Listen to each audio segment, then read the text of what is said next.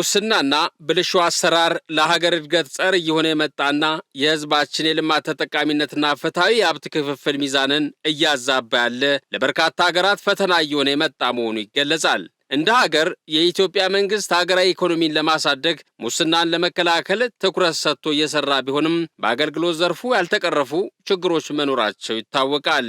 ከዚሁ ጋር በተያያዘ የህዝብ ተወካዮች ምክር ቤት ምክትል አፈ ጉባኤ የተከበሩ ወይዘሮ ሎሚ በዶ የህግ አውጪው አካል አርአያነት ለጸረ ሙስና ትግል ያለው ፋይዳ በሚል ርዕስ የፌዴራል ስነ ምግባርና ጸረ ሙስና ኮሚሽን ባዘጋጀው የስልጠና መድረክ ላይ ባስተላለፉት መልእክት በአገልግሎት አሰጣጡ አሰራሮችን በማዘመን የህዝቡን እርካታ ለማረጋገጥ ተጠያቂነትን በማስፈን ሙስናን ለመከላከል የመሶብ አንድ ማዕከል አገልግሎቶችን የማስፋፋቱ ስራ ተጠናክሮ ሊቀጥል እንደሚገባ አስገንዝበዋል። መንግስታችን የዲሞክራሲ ስርዓትን ለማጠናከር ተጠያቂነትን ለማስፈንና በአገልግሎት አሰጣጥና የህዝብ እርካታን ለማረጋገጥ የዲጂታል አገልግሎቶችን ከማስፋት ግልጸኝነትን አሰራር እንዲጎለብት የህዝብ እንግልትን ለመቀነስ ሙስናን ለመከላከል የአንድ ማዕከል መሶብ አገልግሎቶችን በማስፋት ከምን ጊዜውም በላይ ትኩረት ሰጥቶ እየሰራ የሚገኝ መሆኑን ነው። ክቡር ጠቅላይ ሚኒስትራችንም እያነሱት እንዳለው የ5 ሚሊዮን ዳታ ኮደርስ አልቲሜት ጎሉ ምንድን ነው? እንደነዚህ አይነት አሰራሮችን የስራ ተልእኮችን ግልጸኝነት፣ ተጠያቂነትን ሊያረጋግጡ ሊያሰፍኑ በሚችሉ መንገድ መፍጠኑ፣ ቀልጣፋ መሆኑ፣ ወጪ መቆጠቡ አንድ ነገር ሆኖ ከሰው ንክኪ በተቻለ መጠን በመቀነስ ዓለምም የሀገራትም ተሞክሮ የሚያመለክተው ይህንን ነውና የተሻለ ስራን ለመስራት የተሻለ ውጤት ለማስመዝገብ ታስቦ ነውና በአንድ ማዕከል መሶብ አገልግሎት በመጀመሩ ቢያንስ የህዝብ እርካታ ወደ 95% እያደገ የመጣበት ሁኔታ ነው ያለው። ያንን የበለጠ አጠናክሮ ተደራሽነትን በማስፋት በሀገራችን ግዙፍና ሜጋ ፕሮጀክቶች ተጀምረው በተቀመጠላቸው ጊዜ በተበጀተላቸው በጀት ወይም ወጪ እንዲሁም በሚፈለገው የጥራት ደረጃ ብቻ ሳይሆን በተቀመጠላቸው ሁኔታ እንዲፈጸም እየተደረገ ያለበት ምክንያት ስርዓታዊ የሆነ ተቋማዊ የሆነ መንግስታዊ የሆነ ሙስና ስለሌለ አስተዳደራዊ የሆኑ አንዳንድ ከአሰራር ጋር ተያይዞ የሚታዩ ችግሮች ስላሉ ብቻ ነው እነዚህ ሜጋ ፕሮጀክቶች ማሳካት የቻልነው። የፌዴሬሽን ምክር ቤት ምክትል አፈ ጉባኤ የተከበሩ ወይዘሮ ዛህራ ኡመድ በበኩላቸው የሚመደበው በጀት በአግባቡ ስራ ላይ እየዋለ እንደሆነና የህዝቡን ፍትሃዊ የልማት ተጠቃሚነትን ምክር ቤቶች ማረጋገጥ እንደሚጠበቅባቸው አሳስበዋል። የሰጡ በጀቶች ወይም የተመደቡ በጀቶች ደግሞ በአግባቡ ስራ ላይ መዋላቸውንም በዛው አይተን የምንከታተል የምንቆጣጠር ነው። እንደ ፌዴሬሽን ምክር ቤት እንግዲህ እንደምታውቁት የፌዴሬሽን ምክር ቤት ከተሰጠው ተልእኮዎች የመጀመሪያውና ዋናው የህዝቦችን ፍትሃዊ ተጠቃሚነት ማረጋገጥ ነው። ተቋማት የሚሰጡት አገልግሎት ምን ያህል ፍትሃዊ ነው፣ ዲስትሪቢዩሽኑም ደግሞ ምን ያህል ፍትሃዊ ነው የሚለውን በደንብ አጽንኦት ሰጥተን እናያለን። በዚህ ውስጥ በጣም ትኩረት የሚሰጠው በተለይ እንደ ሀገር መቼም ለኢትዮጵያ ተብሎ ከውጭም የሚመጣ በሀገር ውስጥም የሚመነጭ ሁሉም ሪሶርስ በሙሉ ለሁሉም ኢትዮጵያውያኖች መካፈል ባለበት ቀመር ወይም ደግሞ መካፈል ባለበት እርከን እና መለኪያ መሰረት ለሁሉም ተደራሽ እንደሚሆን ይታወቃል። ነገር ግን በዛ ዲስትሪቢዩሽን ውስጥ ፍትሃዊነቱ ምን ያህል ነው? በትክክልስ በተቀመጠው መለኪያና በተቀመጠው አግባብ መሰረት ነው ወይ ዲስትሪቢዩሽኑ የሚለውን በደንብ እናያለን። በህዝብ ተወካዮች ምክር ቤት የዲሞክራሲ ጉዳዮች ቋሚ ኮሚቴ ሰብሳቢ የተከበሩ አቶ እውነቱ አለነ ሙስናና ብልሹ አሰራር ለሀገራት ስጋት እየሆነ የመጣ በመሆኑ በተባበረ ክንድ ለመክታት ዓለም አቀፋዊና አህጉራዊ ስምምነቶችን ማዕከል በማድረግ ትግሉን ማጠናከር እንደሚገባ ገልጸዋል። ሙስናና ብልሹ አሰራር የሀገራችንም ሆነ የዓለም ስጋት እየሆነ በመምጣቱ በተባበረ ክንድ ለመክታት ዓለም አቀፍና አህጉራዊ ስምምነቶች ከመኖራቸውም በላይ ጥብቅ የሆኑ ሀገራዊ ሙስና አዋጆችም ወጥተዋል። ሀገራችን የእነዚህ ስምምነቶች አስዳቂም ፈራሚም ሀገር ከመሆኗም በላይ የተለያዩ በርካታ የሙስና መከላከያና መዋጊያ አዋጆችም አሏት። እነዚህ ስምምነቶችና ሀገራዊ ህጎች ሙስናን በመታገልና በመከላከል ረገድ የራሳቸው አስተዋጽኦ ያላቸው ቢሆንም የሚፈለገውን ያህል ውጤት አምጥተዋል ግን ማለት አይቻልም። በዚህ ምክንያቱ ደግሞ በትውልድ የሥነ ምግባር ግንባታ ላይ የተሰራው ስራ ደካማ በመሆኑ ምክንያት እንደሆነ በተለያየ ጊዜያት የተደረጉ ጥናቶች ከማመለከታቸውም በላይ በገሃድ የሚታይና ህዝባችን የሚያማርር ችግርም ሆኗል።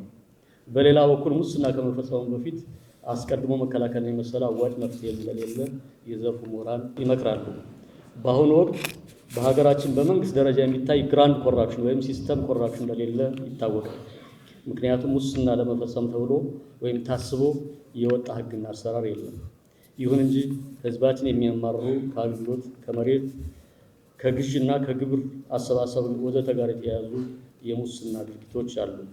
እነዚህ ድርጊቶች ሁሉንም ስራዎች ዲጂታላይዝ የተደረጉ ሲሄዱ እንደሚቀንሱ መንግስታችን አምኖ በከፍተኛ ፍጥነትና ቁርጠኝነት እየሰራ ይገኛል። ይህ አሰራር ዘመኑ ያመጣቸውን የተራቀቁ ቴክኖሎጂዎችና ዘዴዎች በመጠቀም እየተደገፈ ሲሄድ የሙስና ድርጊቶች እንደሚቀንሱ ዓለምም የተረዳው ጉዳይ ነው። ይሁን እንጂ መቼም ቢሆን ከሰው ንክኪ የጸዱ ሊሆኑ ስለማይችሉ እና ሁሉንም የመንግስት ስራዎች ሊሸፍኑ ስለማይችሉ በትውልድ የሥነ ምግባር ግንባታ ላይ መስራቱ ተኪ የሌለው ጉዳይ ነው። ለዚህ ደግሞ ትውልዱ ሙስና በሀገር ላይ ከፍተኛ ጉዳት የሚያደርስና አጸያፊ ተግባር መሆኑን አምኖ በቁርጠኝነት ለመታገል የወሰነ መልካም ስነ ምግባር ያለው እንዲሆን ህብረተሰብ ከቤተሰብ ጀምሮ እስከ ትምህርትና የስራ ቦታ ድረስ ካልተሰራ በስተቀር ይህ ስነ ምግባራዊ ድርጊቶች ባህል እየሆኑ መሄዳቸው አይቀርም። ከዚህ በተጨማሪ ተገቢነት ያላቸው የሙስና መከላከያ ስልቶች ተነድፈው ተግባራዊ መደረግ ይኖርባቸዋል። የህዝብ ተወካዮች ምክር ቤት አባላት በበኩላቸው ሙስናና ብልሹ አሰራሮችን ለመከላከል የተቋማት ግንባታን፣ የአሰራርና የአደረጃጀት ስርዓትን ማጠናከር፣ ተቋማት በህግ ማዕቀፍ እንዲመሩ ማድረግ እንደሚገባ አስገንዝበዋል። ሀገራችን ትልቅ ሀገራዊ ሪፎርም ተደርጓል። ይህንን ሀገራዊ ሪፎርም ደግሞ ሊጸና የሚችለው የተቋማት ግንባታ ነው ማድረግ ስንችል ነው። ስለዚህ የተቋማት ግንባታ ብለን ስንል ሁለት መሰረታዊ ጉዳዮች የሚረሱ አይደሉም። የአሰራርና የአደረጃጀት ስርዓት በጣም ወሳኝ ናቸው። የአሰራር ስርዓት የሚዘረጋው ደግሞ የህግ ማዕቀፍ ነው። በዚህም መነሻ በማድረግ በሀገራችን ሪፎርም ከተደረገ ጊዜ አንስቶ በጣም በርካታ ህጎች ተሻሽለዋል። በጣም በርካታ ህጎች በአዲስ ወጥተዋል። ለጥያቄ የሚቀርብ አይደለም።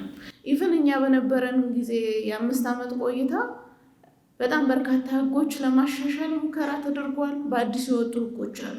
መሰረታዊ ምክንያታቸው ምንድናቸው የሚለውን ነገር ማየት ነው።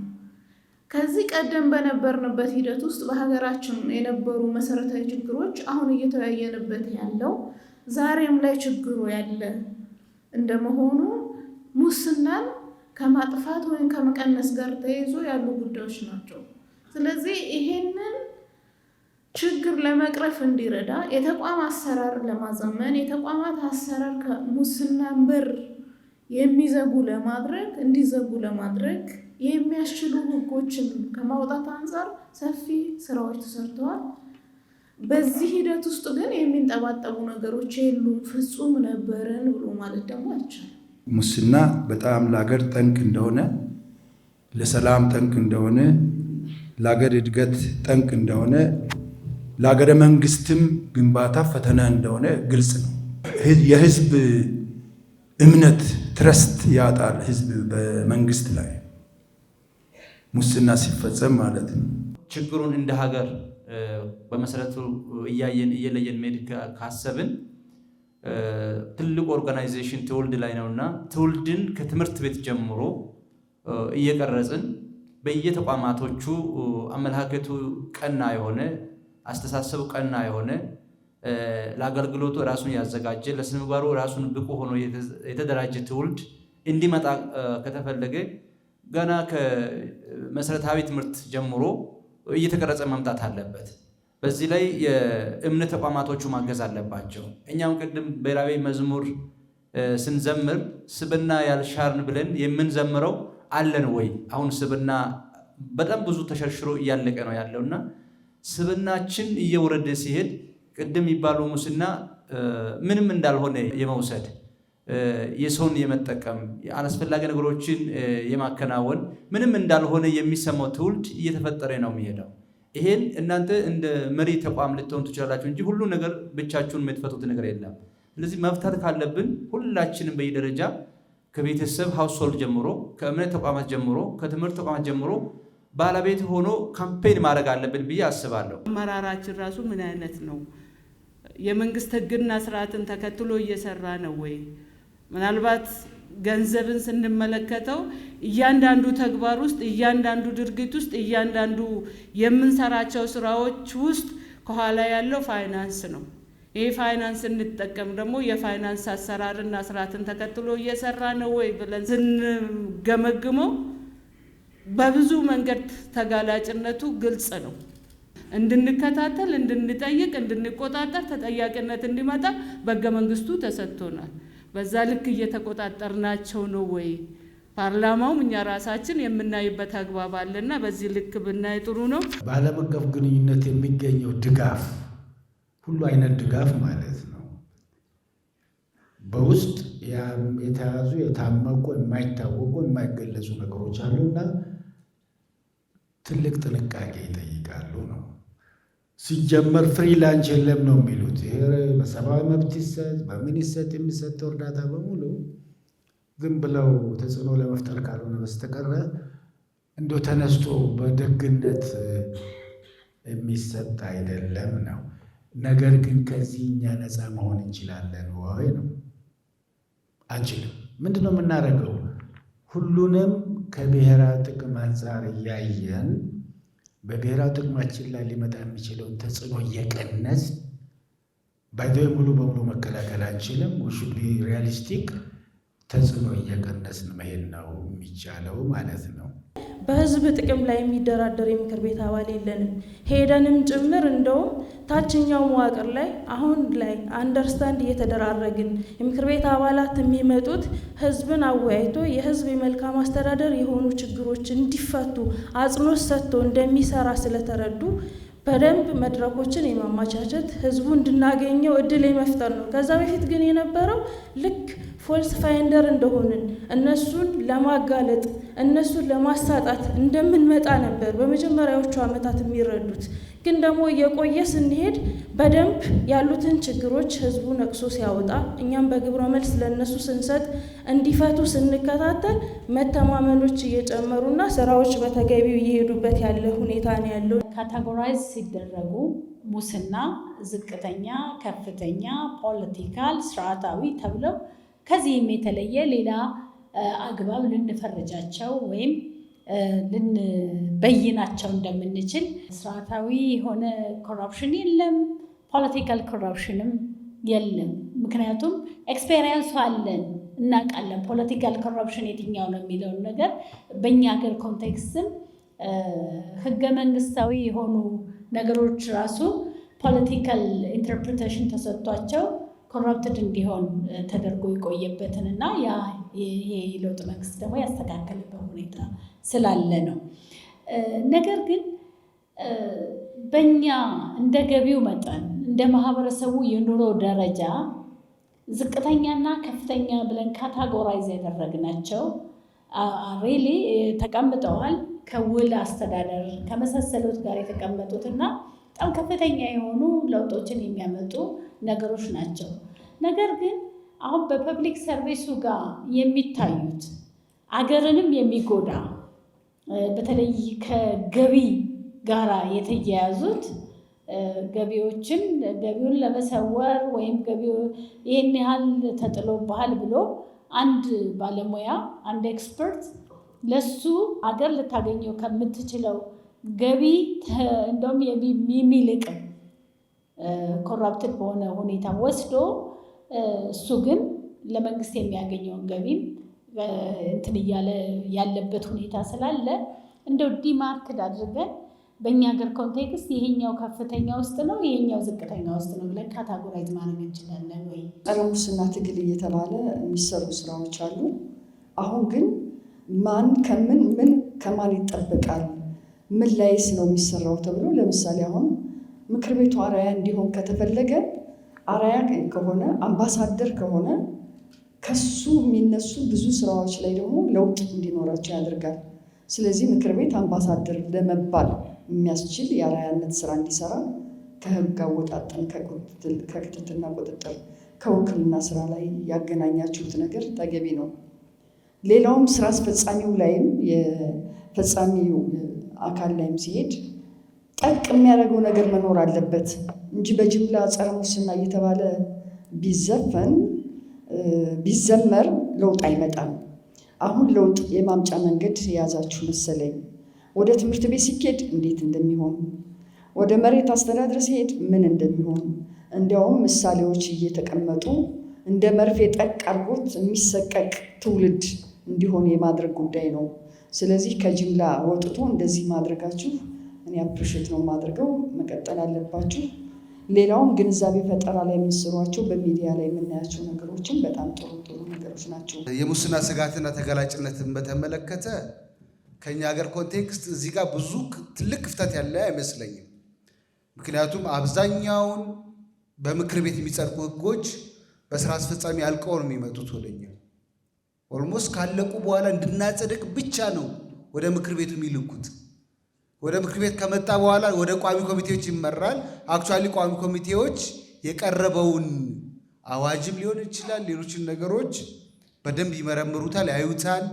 ለሙስና ያጋልጣል አያጋልጥም የሚለውንም ይፈትሻሉ የሚል እምነት አለኝ። ግን ሞር ኦር ሌስ አይ ዶንት ኖው ከመጀመሪያው ጀምሮ ጽንስሱ ግን ከስራ አስፈጻሚዎች ስለሚመጣ እዛ ላይ ያሉ ክፍተቶችን በደንብ ያልዳሰሰ ሊሆን ይችላል። ከሁሉ በላይ ተቋማት ራሱ ሚኒስቴር መስሪያ ቤቶች ጊዜ ወስደው ኤግዞስቲቭ ላይ ነው የሚያመጡት።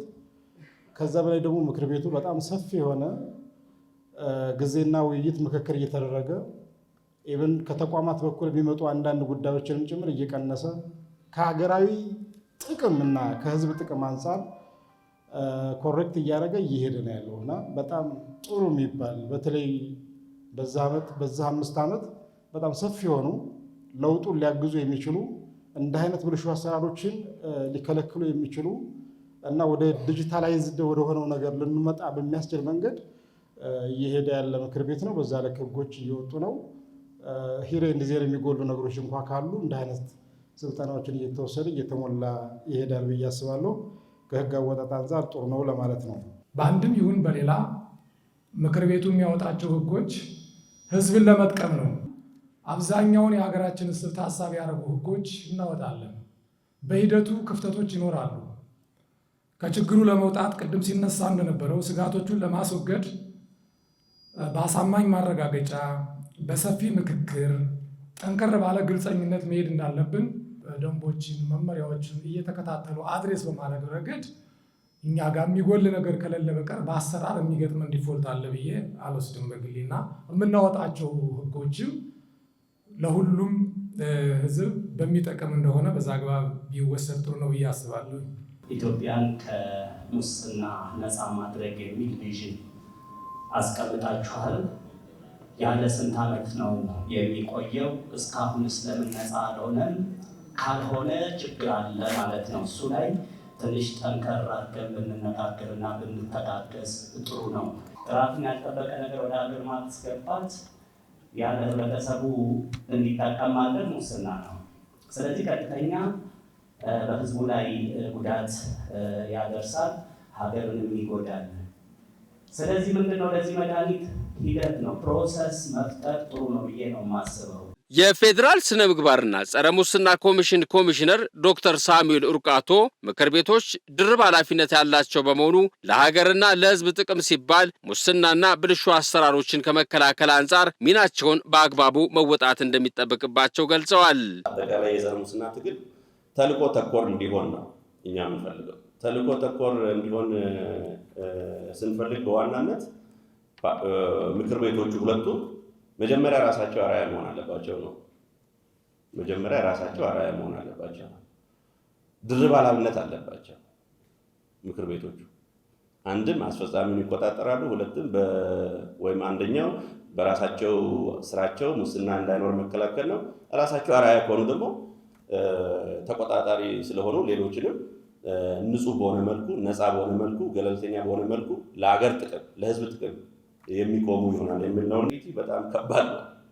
ቃልና ተግባርን አንድ ላይ ይዞ መሄድ ፈታኝ ነው ለብዙ ሰው። አንዱ ይሄ ነው። እዚህ አካባቢ ህጎች አሉ። ህጎችን ደግሞ በየጊዜው እያሟሉ እንዲሄዱ ከማድረግ አንጻር ነው። ሌላው መከላከሉ ላይም ፓርላማ እንዲሰራ ያነሳ ነው የተቋም ግንባታ ጉዳይ ነው። ያው ኢትዮጵያ ተቋም እየገነባች ነው። ፓርላማም እንደ ማንኛውም የኢትዮጵያ ተቋም ራሱን በየጊዜው እያሻሻለ መሄድ ስላለበት ነው። በየጊዜው እያሻሻለ መሄድ አለበት። ግሎባል ኢንስቲትዩሽን ነው ፓርላማ ማለት። ሌሎች ዓለም ላይ ፌደራል ስርዓት የሚከተሉ ሀገሮች የሚከተሉትን አይነት ፓርላማ መገንባት አለብን ነው። አሁን የደረስንበት አለ፣ ነገ ደግሞ የሚኖሩ አሉ። ትውልዱም እንደዛው እየሄደ ነው። ስለዚህ ከዛ አንጻር የመከላከል ወይም መከላከል ላይ የተመሰረተ ፖሊሲ ከመከተል አንጻር አብዛኛው ለፓርላማ መከላከሉን ይስራ ብለን ያመጣ ነው ኢንስቲትዩሽን ግንባታ ነው። ፓርላማ በሚያደርጋቸው እንቅስቃሴዎች የፓርላማን ተልዕኮ ከሙስና የጸዳ አድርጎ የሚሸከም የፓርላማ ወይም የህዝብ የፌዴሬሽን ምክር ቤት ወር አጠቃላይ ምክር ቤቶች የሚባሉት ኢንስቲትዩሽን ኢትዮጵያ ውስጥ እንዲገነቡ ነው። ይሄ ታች ያለውንም ይመለከታል ማለት ያህል ነው። እንደ ሀገር ጠቅለል ባለመልኩ ገቨርናንስ ክሊን መሆን አለበት ብለን እንሰራለን። ክሊን ገቨርናንስ ክሊን ገቨርንመንት የሚባለው ነገር በጣም መሰረታዊ ስራችን ነው። ሶስቱም የመንግስት አካላት አስፈጻሚው፣ ህግ አውጪው፣ ህግ ተርጓሚው አጠቃላይ የመንግስት አካላት የምንላቸው ክሊን ገቨርንመንት መርሆ መከተል አለባቸው። በዛ መልኩ ማየት አለብን። ስለዚህ በዛ መልኩ ሶስቱም በእኛ ሀገር ሁኔታ ተደምረው ክሊን ከሆኑ ነው ክሊን የሆነ ገቨርንመንት ክሊን የሆነ ሀገር ከሙስና የጸዳች ሀገር የሚባለው የሚሳካውና አስፈጻሚው ላይ ብቻ ወይም የሆነ አካል ላይ ብቻ የሚያልፍ አይደለም ማለት ነው። ሁላችንም የሚመለከት ብሔራዊ አጀንዳ መሆኑን የሙስና ወንጀል ትግል ብሔራዊ አጀንዳ መሆኑን መውሰድ ያስፈልጋል። መንግስት ቁርጠኛ በመሆኑ ሙስና ቀይ መስመር ነው መሆን ያለበት። በጋራ መታገል አለብን። አስፈላጊ ስለሆነ ኮሚቴ ማቋቋም ባለድርሻ የሆኑ ተቋማትን ሁሉ ሰብስበን እስቲ ምን አይነት ሙስና ኢትዮጵያ ውስጥ እየተፈጠረ እንደሆነ ማወቅ አለብን በሚል ተነሳሽነት ብሔራዊ የጸረ ሙስና ኮሚቴ ተቋቁሞ በክቡር ጠቅላይ ሚኒስትር መሪነት በርከት ያሉ ጉዳዮችን በጋራ አይተናል። የተቋም ባህል ግንባታ የአንድ ጊዜ ጉዳይ ስላልሆነ እየሰራን እንሄድበታለን ማለት ነው። መነሻው ግን ጥሩ ነው። የጸረ ሙስና ተቋማት ሌሎችም እንደኛ ዲሞክራሲ ተቋማት በዛ መልኩ ሌሎችም የአስፈጻሚ ተቋማትም ነፃ ገለልተኛ ሆኖ ብቃት ያላቸው ሆኖ እንዲገነቡ የሚደረጉ ጥረቶች አሉና ከዛ አንጻር የተቋም ቁመናችን ጥሩ ነው የሚለውን ነው እኛ የምንገልጸው ማለት ነው። ሌብነትን መቀነስ በሚባለው አጀንዳ አንድም ታርጌት ያደርጉት መሬት ላይ እየሰሩ ነው። ቀበሌ አካባቢ ካዳስተር እየጀመረ ነው። መሬትን ቆጥሮ መያዝ አለብን ብሎ ውል አስተዳደሮች ላይ ጠንከር ያሉ ስራዎችን እየጀመሩ ነው። ቀበሌዎች፣ ወረዳዎች ከሌሎች አገልግሎት አሰጣጥ ጋር የተገናኙ ነገሮችን በመሶብ ተደራሽ እስከሚደረግ ድረስ ተብሎ ስራዎች እየተሞከሩ ነው። የህዝብ ግንዛቤም እየጀመረ ነው። ህዝቡ እና ዜጋው አሁን እድል እየሰጠ አይደለም ለሙሰኛ አመራር። ተቀጣጥሏል። ብታምኑ ባታምኑ ተቀጣጥሏል። እኛ በደንብ እያሰለጠናቸው ነው። ድፍረትም እንዲኖራቸው በዲጂታል ቴክኖሎጂ አፕሮች እያደረግን ነው። እንደ መንግስት ማንኛውንም ሙስና የሚታገስ ማህበረሰብ መሆን የለበትም በሚል እየተሰራ ግን የአንድ ሌሊት ጉዳይ አይደለም። የአመለካከት ለውጥ የሚለውን ነገር ማህበረሰቡ በደንብ እንዲገነዘብ እኛም አርአያ ሆነን ይሄን ማንጸባረቅ አለብን ማለት ነው። የፌዴራል ስነ ምግባርና ጸረ ሙስና ኮሚሽን ምክትል ኮሚሽነሮች በበኩላቸው በተናበበና በተቀናጀ መልኩ አሰራሮችን በመዘርጋት ሁለንተና የብልጽግናን ጉዞ ለማረጋገጥ በሁሉም አካባቢዎች ሙስናን ለመከላከል በተቋማት ግንባታ ላይ ትኩረት ሰጥቶ መስራት እንደሚገባ አስረድተዋል። ዘርፍ ተኮር የምንለው የሙስና መከላከል ስራ ታች ድረስ እንዲወርድ ላይ ተንጠልጥሎ ከቆመ ትርጉም የለውም።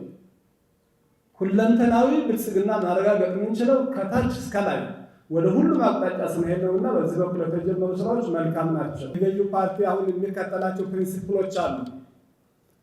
አይናችን ከእይታችን እግራችን ከመንገዳችን ሳይነቀል የሚል አስተሳሰብ አለ። እይታችን ኢትዮጵያ የበለጸገች ኢትዮጵያ አፍሪካዊት የብልጽግና ተምሳሌት ማየት ነው።